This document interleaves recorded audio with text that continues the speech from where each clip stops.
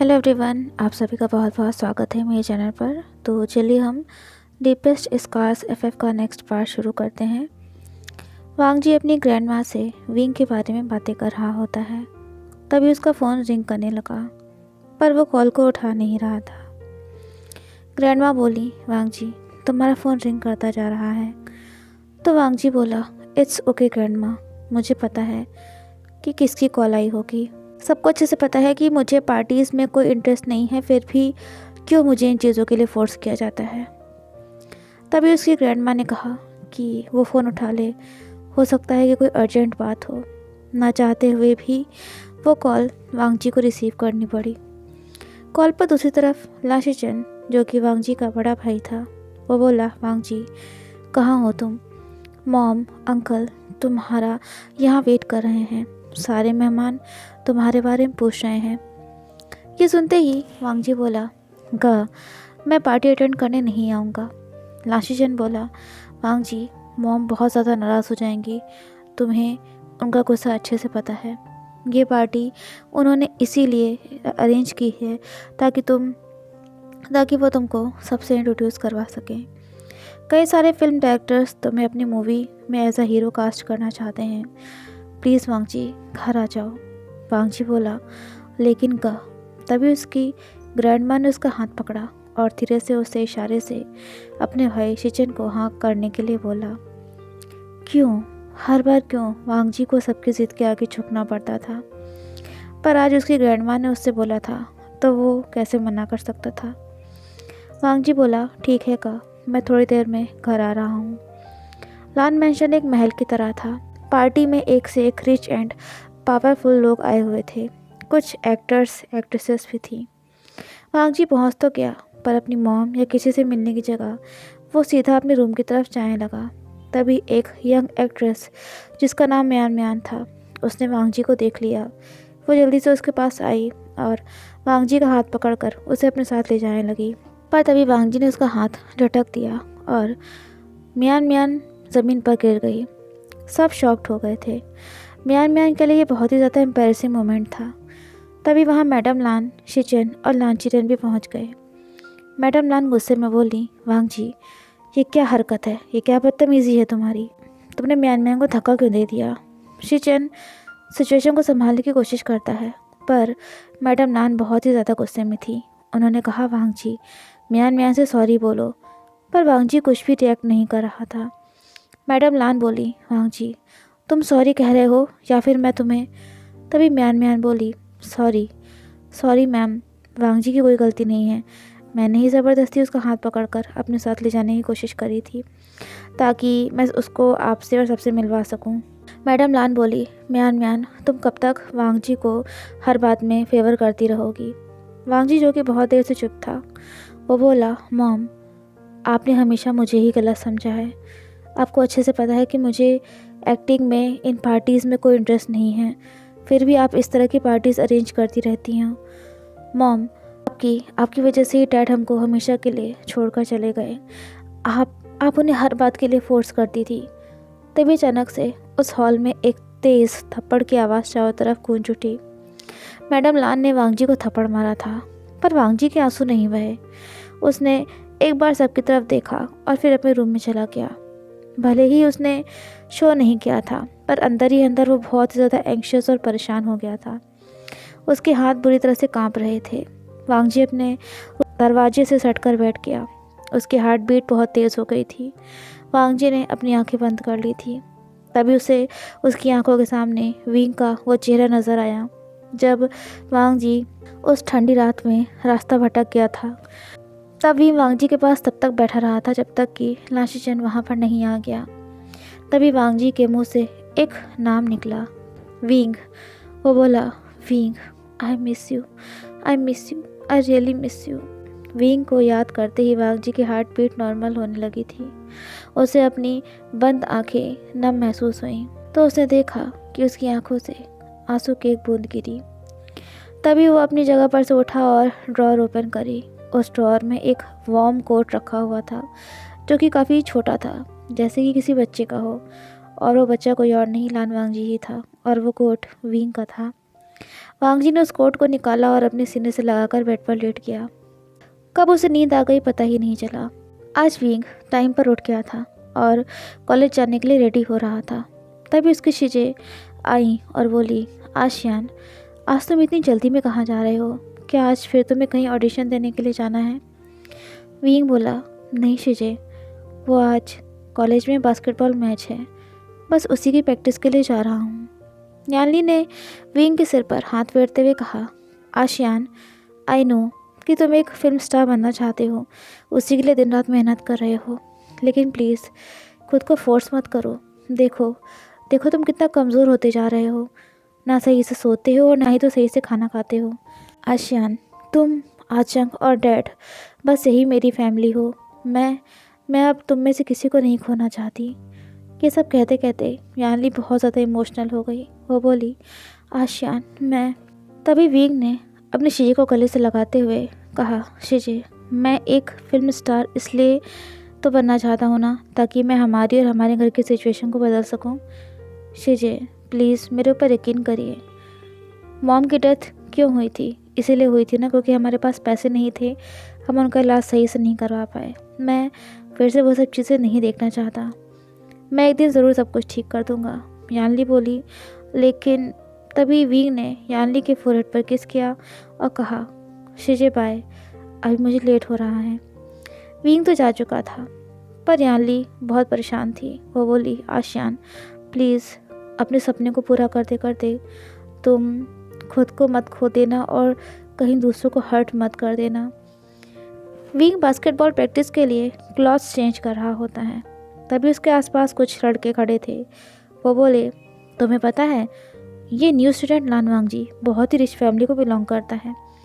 अगर वो हमारा दोस्त बन जाए तो हम सभी काफ़ी फ़ायदे में हो सकते हैं। विंग, जो कि अपनी शर्ट पहन चुका था, तभी उसने देखा कि वांग जी उसके पास खड़ा हुआ था। वो लड़कों को देख रहा था। तभी विंग ने कहा, हे, क्या तुम सबके पास कोई और काम नहीं है? जाओ यहाँ से। वो लड़के वांग जी को देखते ही वहाँ से चले गए। विंग बोला, वांग जी, तुम यहाँ क्या कर रहे हो? तो वांग जी बोला, मैं भी बास्केटबॉल प्रैक्टिस में पार्ट लेना चाहता हूँ। विंग सुनकर चौंक गया और बोला, लेकिन वांग जी, क्या तुमने कभी इससे पहले बास्केटबॉल खेला है? तभी उसे देखा कि वांग जी उसके बहुत ही ज़्यादा करीब आकर खड़ा हो गया था। वांग जी बोला, विंग, मैं स्टेट लेवल का बास्केटबॉल प्लेयर रह चुका हूँ। विंग ने देखा कि सभी लड़कियाँ वांग जी पर ही नज़रें गड़ाई हुई थी, पर वांग जी की नज़रें तो सिर्फ विंग पर ही थी। विंग को अनकंफर्टेबल सा फील हो रहा था। वो बोला, लान वांग जी, तुम मुझे ऐसे क्यों देख रहे हो? वांग जी विंग की तरफ थोड़ा सा झुका और बोला, विंग, क्या तुम मेरे दोस्त बनोगे? ऐसा नहीं था कि विंग के दोस्त नहीं थे, पर वांग जी के नज़दीक उसकी हार्ट बीट बहुत तेज़ हो गई थी। वो हंसते हुए बोला, हाँ श्योर, हम सब अच्छे दोस्त ही तो है ना। ये कहकर विंग वहाँ से जाने लगा। तभी वांग जी ने उसका हाथ पकड़ लिया और कहा, विंग, मैं तुम्हारे और दोस्तों की तरह नहीं, बल्कि तुम्हारे सबसे करीब, बेहद करीब रहना चाहता हूँ। विंग के गाल अपने आप ही गर्म होने लगे थे। उसने जब वांग जी की ओर देखा तो उसकी आंखों का वो लुक देखकर विंग उनमें बिल्कुल खो सा गया। तभी दूर से नेवासांग की आवाज़ आई और वो बोला, हे वे वुशियन, क्या आज तुम्हें बास्केटबॉल प्रैक्टिस के लिए नहीं चलना है? उसकी बात सुनते ही मानो विंग अपने थॉट्स से बाहर निकला हो। उस दिन के बाद से विंग और वांग जी की लाइफ पूरी तरह से चेंज हो गई। धीरे धीरे वो दोनों एक दूसरे के करीब आने लगे, पर जहाँ वांग जी की फीलिंग्स, उसका प्यार विंग के लिए सच्चा था, उसी जगह विंग अभी भी वांग जी के लिए अपनी फीलिंग्स को लेकर क्लियर नहीं था, या फिर वो अपने फ़ायदे के लिए वांग जी के साथ था।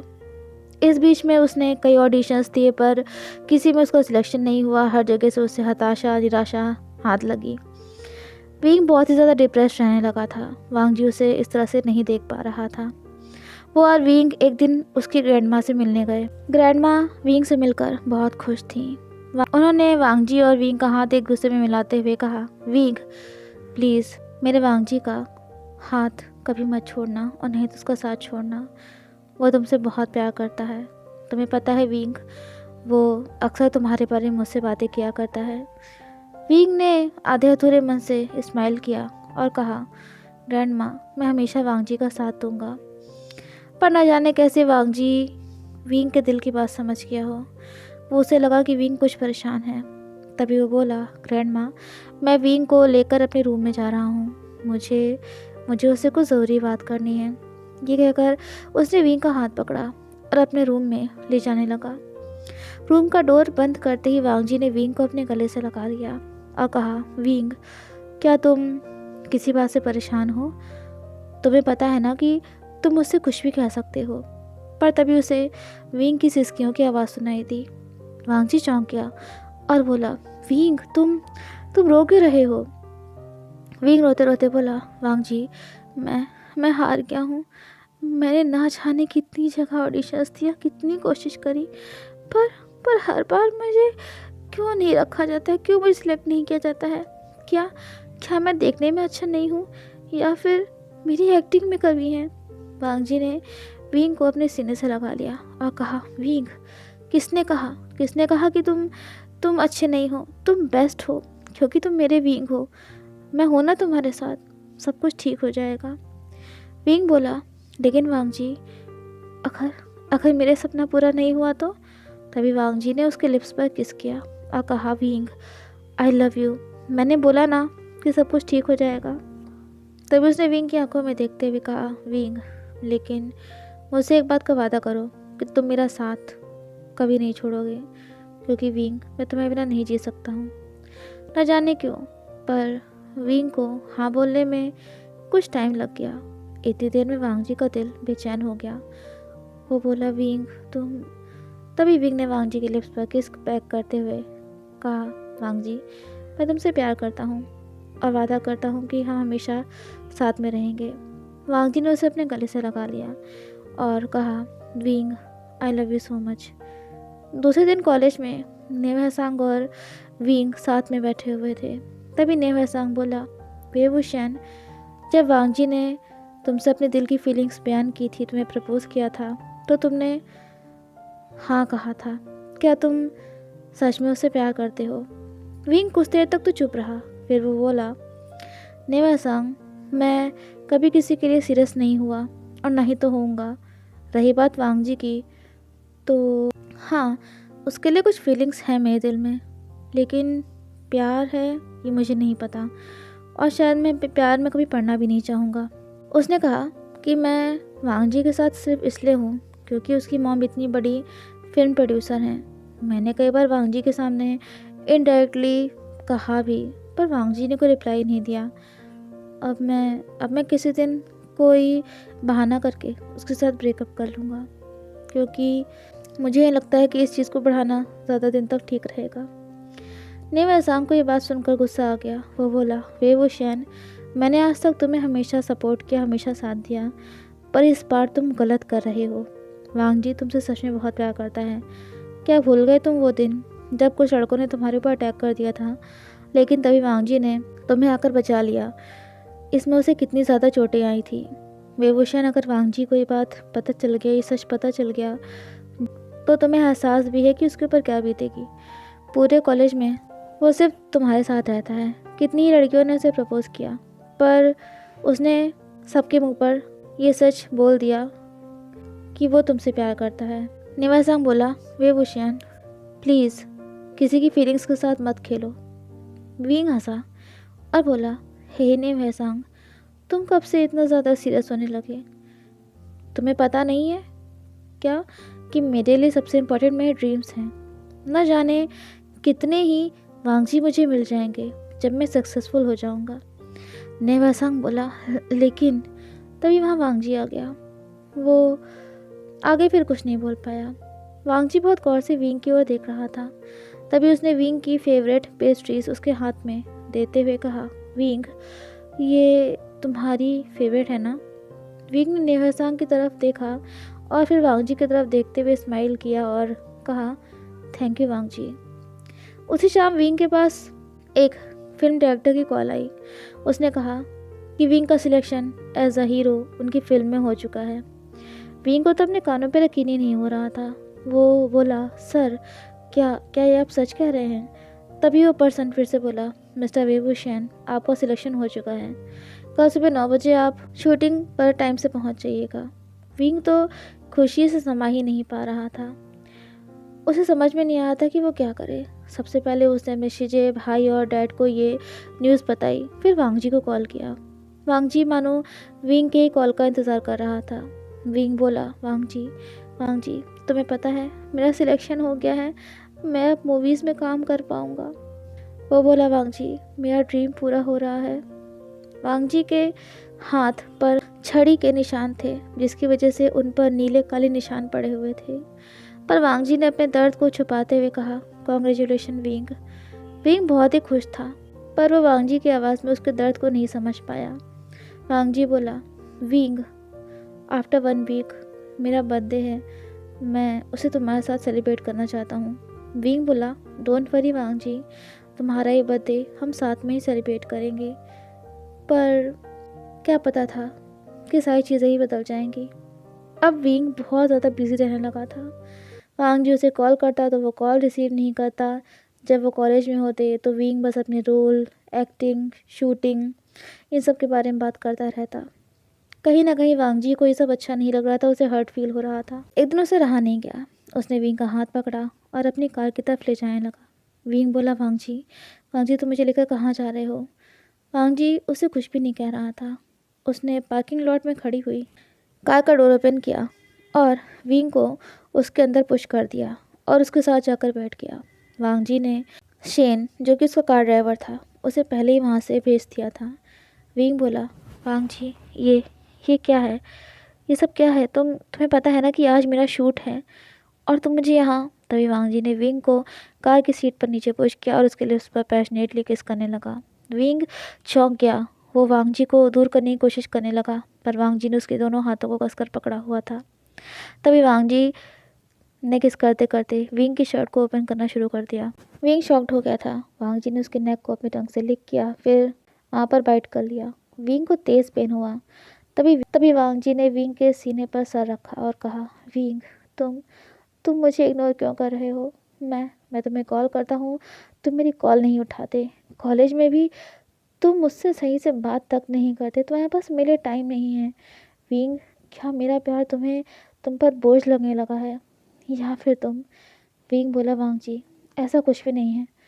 वांगजी बोला, तो फिर क्या क्या है? कैसी बात है विंग? विंग बोला, वांगजी, वो बस मैं थोड़ा सा बिजी ज़्यादा हो गया हूँ। वांगजी की आंखें नम हो गई थी। वो बोला, विंग, तुम मुझे छोड़कर तो नहीं जाना चाह रहे हो ना? भले ही विंग अपनी फीलिंग्स को लेकर अनश्योर था, पर वांगजी के आंसू उसे कमज़ोर बना देते थे। उसने कहा, ऐसा कुछ नहीं है वांगजी, आई एम सॉरी, मैं तुम्हें टाइम नहीं दे पा रहा हूँ, but I will try my best कि आगे से ऐसा ना हो। वांगजी बोला, विंग, तुम्हें याद है ना कि कल क्या है? तो विंग ने स्माइल किया और कहा, हाँ, मुझे याद है कि कल तुम्हारा बर्थडे है। डोंट वरी, मैं कल का दिन तुम्हारे साथ ही बिताऊंगा। वांगजी ने विंग को अपने गले से लगाया और कहा, सॉरी विंग, मैं तुम्हें। तो विंग बोला, इट्स ओके वांगजी। वांगजी जब अपने घर आया तो उसने देखा कि उसकी मॉम ड्राइंग रूम में उसी का इंतज़ार कर रही थी। मैडम लान बोली, वांगजी, क्या तुम्हें अफसोस नहीं है कि आज जहाँ पर तुम्हारा वो शान है, वहाँ पर तुम हो सकते थे? तुम तुम उससे एक्टिंग में हर चीज़ में अच्छे हो। वांगजी ने अपनी मॉम के सामने बो किया और कहा, थैंक यू मॉम, मेरी रिक्वेस्ट एक्सेप्ट करने के लिए। मुझे कोई अफसोस नहीं है। विंग खुश है तो मैं भी बहुत खुश हूँ। तभी मैडम लान बोली, वांगजी, क्या तुम श्योर हो कि वो तुमसे प्यार करता है, या फिर वो तुम्हें कभी छोड़कर नहीं जाएगा? ये सुनते ही वांगजी को गुस्सा आ गया। वो बोला, मॉम, मुझे विंग पर यकीन है, और वैसे भी आपने मेरी ये रिक्वेस्ट ऐसे ही एक्सेप्ट नहीं करी है। इसके बदले में आपने मुझसे जो एक चीज़ प्रॉमिस के तौर पर मांगी है, वो मैं ज़रूर पूरा करूँगा। लेकिन मॉम, वो क्या चीज़ है? तो मैडम लान बोली, सही वक्त आने पर वांगजी तुम्हें सब कुछ सच पता चल जाएगा, और वो बात भी। सो फ्रेंड्स, ये पार्ट आपको कैसा लगा कमेंट्स में ज़रूर बताइएगा, और अच्छा लगा हो तो लाइक शेयर, चैनल को सब्सक्राइब करना मत भूलिएगा। मिलते हैं नेक्स्ट पार्ट में। Till then take care and have a nice day.